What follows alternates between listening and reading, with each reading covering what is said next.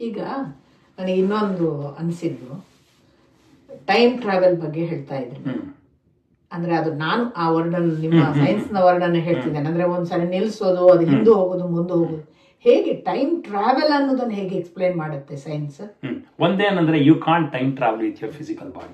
ಅದು 100% ಡಿಕಂಪೋಸ್ ಆಗ್ಬಿಡುತ್ತೆ. ಹೌದು, ಕರೆಕ್ಟ್. ಆ ಟೈಮ್ ಟ್ರಾವೆಲ್ ಅನ್ನೋದು ಒಳಗಡೆ ಇರೋ ನೀನು ಅಂತ ಒಂದು ಎನರ್ಜಿ ಇದೆಯಲ್ಲ, ಅದ್ರಲ್ಲಿ ಎನರ್ಜಿಸಿಗೆ ಮಾತ್ರ ಟೈಮ್ ಟ್ರಾವೆಲ್ ಸಾಧ್ಯ. ಆದರೆ ಮಾಡರ್ನ್ ಸೈನ್ಸಿಗೆ ಪ್ರಾಬ್ಲಮ್ ಏನಂದ್ರೆ, ಈಗ ಪೂರ್ಣ ಪ್ರಸಾದ್ ಒಂದು ಕಿಡಿ, ಒಂದು ಕ್ವಾಂಟ ಅನ್ನೋದು ಇನ್ನೂ ಅವ್ರಿಗೆ ಅಷ್ಟು ಕ್ಲಾರಿಫೈ ಆಗಿಲ್ಲ. ಈಗ ನಾನು ಈ ದೇಹ ತ್ಯಾಗ ಮಾಡಿದ್ಮೇಲೆ ಮುಗಿದೋಯ್ತು ಅಷ್ಟೇ ಅಷ್ಟೇ. ಅಲ್ಲಪ್ಪ ಒಳಗಡೆ ಇತ್ತಲ್ಲ ಅದ್ರ ಬಗ್ಗೆ ಗೊತ್ತಿಲ್ಲ ಅಂತ. ಒಂದು ನಮ್ಮ ಮಾಡರ್ನ್ ಸೈನ್ಸ್ ಬ್ಯೂಟಿ ಏನಂದ್ರೆ ಕ್ಲೀನ್ ಆಗಿ ಒಪ್ಕೋತಾರೆ, ಅಪ್ಪ ನಮಗ್ ಗೊತ್ತಿಲ್ಲಪ್ಪ ಅದ್ರ ಬಗ್ಗೆ ಇನ್ನೂ ನಾವು ಸಂಕೋಚನೆ ಮಾಡ್ಬೇಕು ಅಂತ. ಇಲ್ಲ ಅಂತ ಮಾತ್ರ ಹೇಳಕ್ ಹೋಗಲ್ಲ. ಯಾಕಂದ್ರೆ ಅದೊಂದು ಅಡ್ವಾಂಟೇಜ್ ಆಫ್ ಹೈಪೋಥೆಟಿಕಲ್ ಸೈನ್ಸ್ ಅಲ್ವಾ. Hypothetically it may be there, may be not there. But time travel ಅನ್ನೋದು ಉಂಟು, ಒಪ್ತಾರೆ. ಏನೋ ಟೈಮ್ ಟ್ರಾವೆಲ್ ಕಾನ್ಸೆಪ್ಟ್ ಕರೆಕ್ಟ್ ಆಗಿದೆ, ಒಪ್ತಾರೆ. ಗೊತ್ತಿಲ್ಲ problem. It is not the body ಅಂತ ಒಪ್ತಾರೆ. ಸಾಧ್ಯವೇ ಇಲ್ಲ ಬಾಡಿಗೆ. ಈಗ ಒಂದು ಬಾಡಿನ ನಾನು ಸ್ಪೇಸ್ ಕ್ರಾಫ್ಟ್ ಅಲ್ಲಿ ಹಾಕ್ಬಿಟ್ಟು if I start reaching the speed of light, disintegrate ಆಗುತ್ತೆ.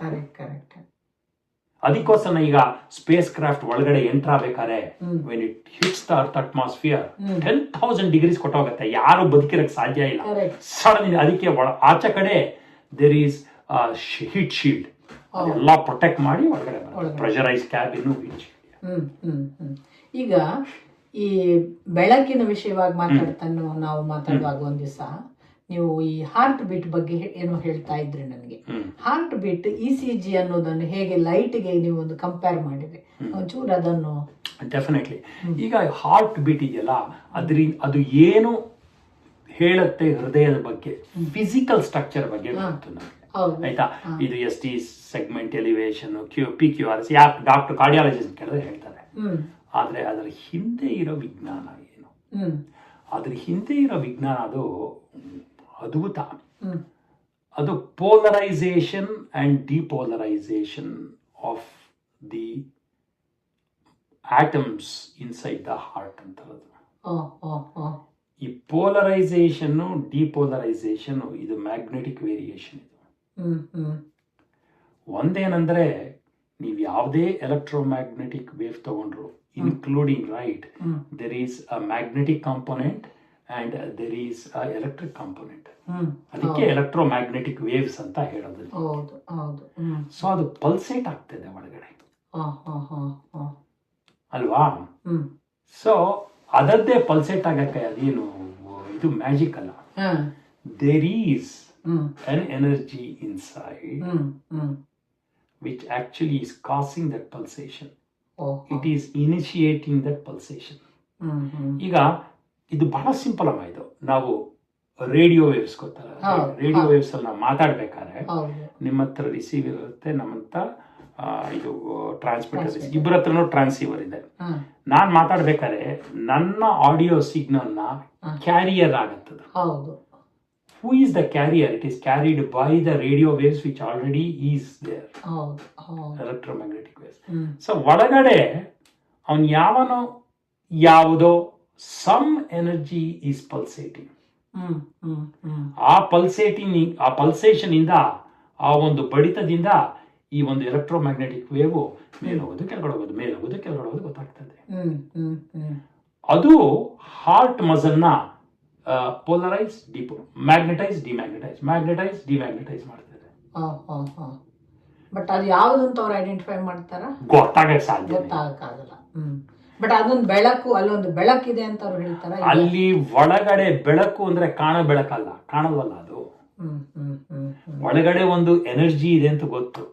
ಅದು ಹೋದಾಗ ಅದಕ್ಕೆ ನೀವು ಕ್ಲಿನಿಕಲಿ ಒಂದು ಮನುಷ್ಯ ಸತ್ತೋಗಿದ್ದಾನೆ ಅಂತ ಯಾವಾಗ ಸರ್ಟಿಫೈ ಮಾಡ್ತಾರೆ ಅಂದ್ರೆ, ಹಾರ್ಟ್ ನಿಂತ ಮೇಲೆ. He can be brain dead, correct, but he is not declared dead. ಆ ಹಾರ್ಟ್ ಸ್ಟಾಪ್ ಆಗಬೇಕು. That pulsation, ಡಿಪೋಲರೈಸೇಷನ್ and polarisation of the cardiac muscle should stop ಅಲ್ವಾ. ಅದರಿಂದನೇ ಇದು ಪಂಪಿಂಗ್ ಆಕ್ಷನ್ ಬರುತ್ತೆ. ಕರೆಕ್ಟ್. ಇವಾಗ ನಾವು ಒಂದು ಇದು ಎಲೆಕ್ಟ್ರಿಕ್ ಮಿಷಿನ್ಗೂ ಅಷ್ಟೇ, AC wave, sinusoidal wave up and down ಹೋದಾಗ it actually creates the movement. ಈಗ ಒಂದು ಮ್ಯಾಗ್ನೆಟ್ ತಿರುಗಕ್ಕೆ ಶುರು ಆಗುತ್ತೆ, ಅಲ್ಲಿ ಎಲೆಕ್ಟ್ರಿಕ್ ಫೀಲ್ಡ್ ಇದ್ದಾಗ ಕಟ್ ಆಗುತ್ತೆ, ಮೋಷನ್ ಬರುತ್ತೆ, ಎಲೆಕ್ಟ್ರೋಮ್ಯಾಗ್ನೆಟಿಕ್ ಮೋಷನ್ ಬರುತ್ತೆ.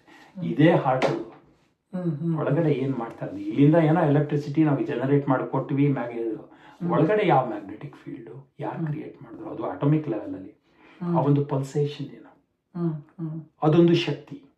It is an energy that is causing it has to, ಇದು ಬೇರೆ ಇನ್ನೇನು ಇಲ್ಲ. So it is pulsating lub dub. ನನ್ ಗೀತೆ ಓದಿದಾಗ ಅದನ್ನ ಹಂಸಸ್ಸೋ ಹಂಸಸ್ಸೋ ಆಕ್ಚುಲಿ ಅಬ್ಸಲ್ಯೂಟ್ಲಿ ಅದೇ. ಅಂದ್ರೆ ಒಂದೊಂದು physical activities of the heart ಅಲ್ಲ, ಯಾಕಂದ್ರೆ ಈಗ ನಮ್ಮಲ್ಲೇ ಹೇಗೆ ಹೇಳುದು, ಹೀಗೆ ಅದು ಹೃದಯ ಆಗುವುದು, ಫಿಸಿಕಲ್ ಆಕ್ಟಿವಿಟಿ ಈಸ್ ವಾಟ್ ನಮ್ಗೆ ಆಚೆ ಕಡೆ ಕಾಣುತ್ತೆ. ಒಂದು ಪಂಪ್ ವರ್ಕ್ ಆಗ್ಬೇಕಾದ್ರೆ ಹಿಂದ್ಗಡೆ